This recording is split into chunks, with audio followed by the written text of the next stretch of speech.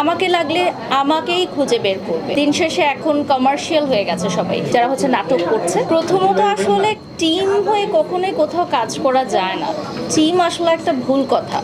যখন যেই ব্যবসায়িক প্রতিষ্ঠান যাদের প্রমোশন কাজের জন্য যাকে চায় তাকেই নেয়, অনেকেই মনে করে কি শোবিজ ইন্ডাস্ট্রিতে লিঙ্ক লবিং বা গ্রুপিং করে কাজ করা যায়, কিন্তু আসলে দিন শেষে এখন কমার্শিয়াল হয়ে গেছে সবাই।